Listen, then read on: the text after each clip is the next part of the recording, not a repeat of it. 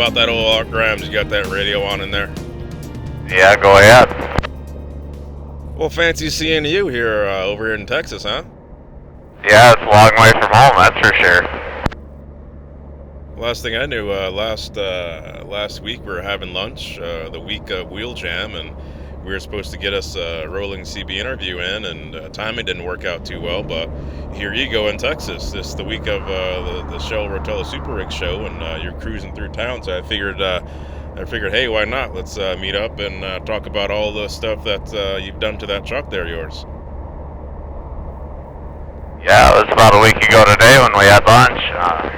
Well, I guess we can start off. It's a 97 Pete 379, 312 wheelbase with a PDID model cat pushing 700 horse.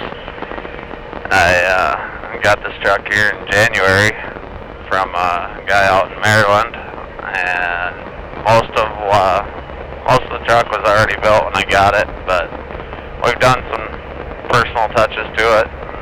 Changed up some of the interior, painted some of the interior, and took off some of the painted stuff that he had on it, and put a little more shiny chrome on, kind of give it a different look, and put my own little touch on it. You're heading southbound. Tell me about where you came from and where you're going and what you're going to be running in that wagon. Oh, we got a load of ham on right now, coming out of Storm Lake, Iowa, heading down here to cold storage in Laredo, Texas. Kinda on a dedicated deal right now, I guess. We load up there around home, not always the same place, and come down here off the Texas-Mexico border each week, and then reload produce and turn around and head her back up for the house. Make sure a pretty good round. Yeah, it's not bad at all. A lot of guys, they get into driving, and they get into a situation where they're either starting out working for someone or they get their own authority. So tell me about your situation. Well, we started out driving for some other people. Kind of had my fingers in a little bit of everything, I guess you could say. Started out with the reefer like what I'm doing right now. We went out to Grand Rapids, Michigan from Sioux City, Iowa, and down here to Dallas, Texas, and back home every week for about a year. And then switched and went and did tanker for about 6-8 months. And about the last 2.5 years I've been on a Borac. What they say about ain't no feeling like cowmobiling is definitely true. There's still some days I miss it, but you gotta do what you gotta do to pay the bills. I wouldn't trade it for the world. Finally got into my own truck here with the help of the guy I'm pulling for, Mr. Austin Olson out of South Dakota there, and he gave me a shot when nobody else would. So just work your butt off, hard work pays off, and yeah, set your goals high and work toward them, I guess. Everybody's gotta have a dream, work towards. Yeah, you got that right, and it's great to see that you achieved that dream, and it's tangible, and it's something that you can improve on year by year, or in some guys' cases, paycheck by paycheck. You know, try to keep yourself out of that chrome shop there, right? Yeah, that's a big 10-4 on that.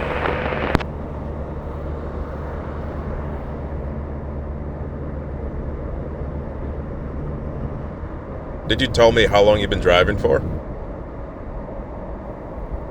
Right now, about 4.5 years over the road. I started going over the road when I was 21 and had my CDL permit, I guess you could say, since I was 18, where you can drive in the state legally, but not out of the state.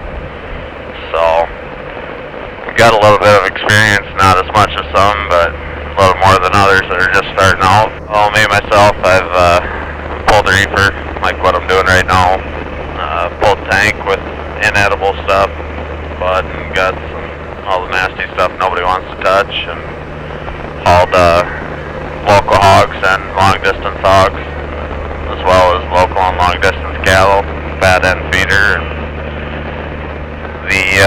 the reefer deal with the freight situation, it's not too bad. There's pluses and minuses to it. For the most part, everything works out according to schedule. You usually you got a dock time or an appointment time for your load and your unload. And every once in a while you get a shipper or receiver that has a delay or something that's not foreseen when you load the load, but it all works out in the end. It's definitely one of the ones where you probably get a little more sleep and time to go sightsee than anything else. And the tanker wasn't too bad. When I was doing it, I was driving for a guy out of Lamar's, Iowa, and we were on a dedicated deal. We load their own home and go out to Illinois and Indiana, and then turn around and reload out of Tyson and Logansport, Indiana, and come right back to Sioux City each week. So it was a pretty good deal, but just wasn't quite my fit where I wanted to be. I started doing the bull rack deal and kind of fell in love, I guess you could say. I grew up on a farm, so with hauling the bull rack, it worked out kind of well for me, I guess, because with driving truck, not being on the farm at home anymore, so I still got to deal with the farmers and ranchers and the livestock like I like to do also, but I got paid to travel, which is another thing I like to do in the meantime, so it's kind of a win-win for me. Tell me about some of the regions that you've run, hauling the equipment that you've run. Well, between traveling in a car with family and driving myself, I've been to 42 of the 50 U.S. states.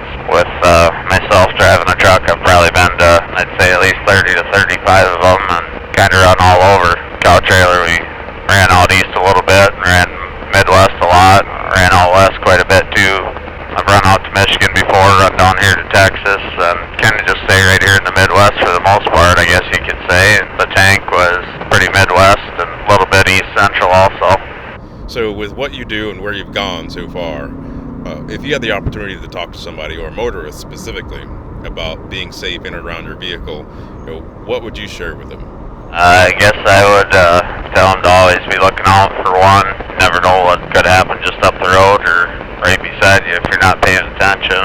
Try to keep the cell phone use to a minimum, I guess, unless you got a Bluetooth where you can do a hands-free deal, and try to stay at least a bit distracted as possible. As far as four-wheelers to semis, we're usually, for a 5-axle truck, usually grossing right about 80,000 pounds, rolling the same speed limit you are down the highway, and it takes us a little more space to stop. So I'd probably say try to, like this car that just got in behind you, try to keep a little bit of a distance when you cross over a lane in front of us or go to make an exit. Don't just slam on the brakes, because 9 times out of 10 when semi and four-wheeler are involved in an accident, they're almost always going to look at the semi as being at fault, unless somebody catches on the video like what you're doing right now for me. You're taping me going down the road. But if you don't have that photo proof, I guess, or video proof, it's your word against theirs. 9 times out of 10, they're going to win. 10-4. So let's talk about some lights. What do you got for lights, and where you got them? Well, on the sides, it's a little different than most trucks that go down the road. Most trucks have what they call chicken lights on stainless or painted light bars that go underneath the cabin sleeper in their trucks. But I've actually got mine, they're painted. There's no light holes in them at all. I've got a red underglow under the whole truck, under the cabin sleeper, and under the front bumper. I've got the little 3/4 inch, what they call button lights on my cab. It's different look. I guess they call them shaved cab lights. We've got the 4 in the bumper for running light, 2 on each corner. Those work for the blinkers also. And there's 10 4-inch rounds on the back of the sleeper shining back, and 20 in the rear light bar.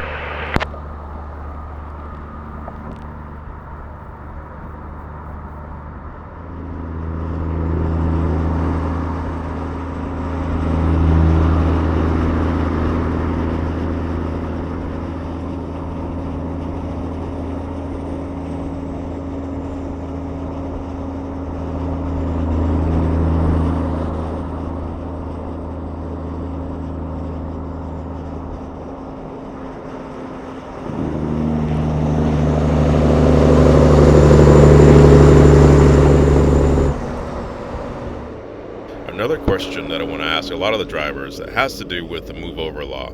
Tell me what you've seen in terms of how the motorists behave when they see an emergency vehicle. What's your observation? Most of the motorists, whether they be four-wheelers or 18-wheelers, they tend to move over. You're always going to have them select few that either don't understand the concept or don't see it in time. For the most part, all I can say is try to keep your eyes open. As far as that move over law goes, the biggest part of that is even if you can't move over, at least slow down. It reduces your chances of having a bad accident happen by a lot. Yeah, exactly. Looks like they just blew a tire. That was one of those traffic hazards I was talking about earlier, about always paying attention to your surroundings.